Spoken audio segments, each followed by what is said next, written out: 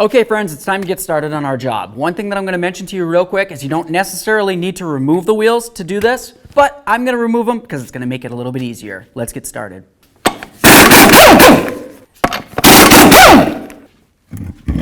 Remove your wheel.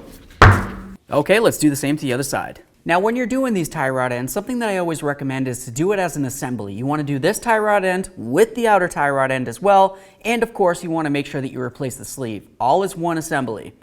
In this video I'm going to show you how to do them one at a time. Next I want to make sure that you go ahead and spray down the sleeve area here. That's going to be very important. As you can tell, ours is pretty rusted. After you have that sprayed, let's continue on to using our measuring tape. I'm going to come right along to this end of the tie rod end and then follow it all the way around to the other end. Take a quick measurement of that. Write it down someplace so you don't forget. Now let's go ahead and loosen these.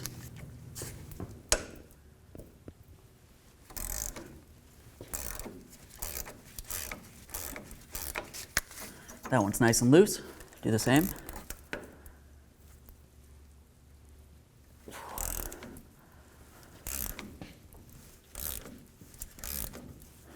Now the next thing we need to do is grab onto the sleeve and we're going to work it back and forth to try to help work in that penetrant.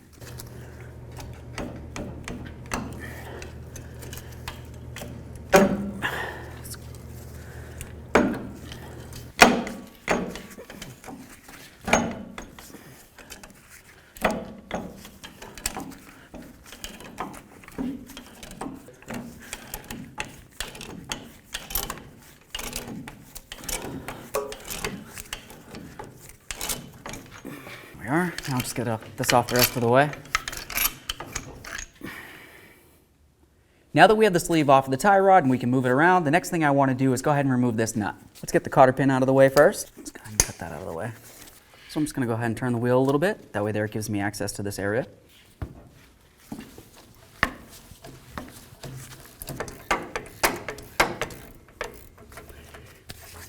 Okay, that's nice and loose. Let's keep it on there. Next, I'm going to use a pickle fork and a hammer, and I'm going to separate this joint. If you don't have a pickle fork, you could try to use some penetrant and then just bonk along this area here. Just be careful not to damage this tie rod.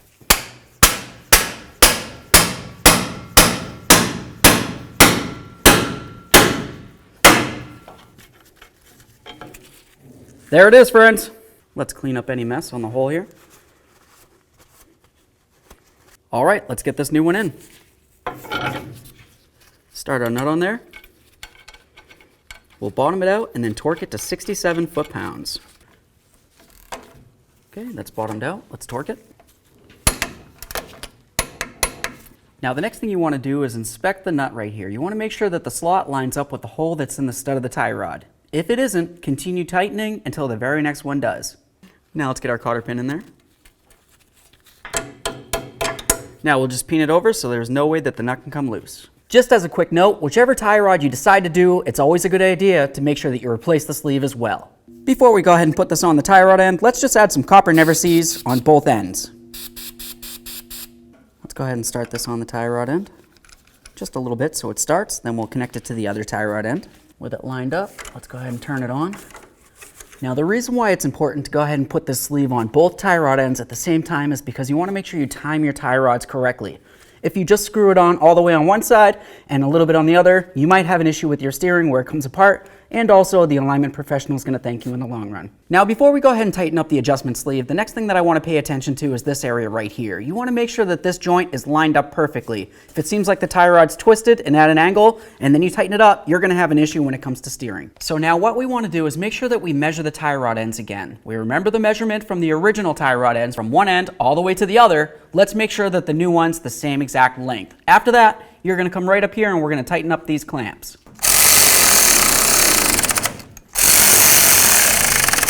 Now we'll torque these to 41 foot-pounds.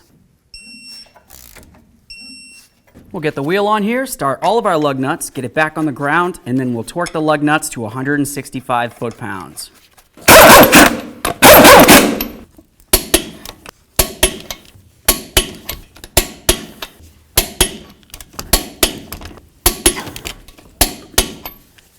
Torqued.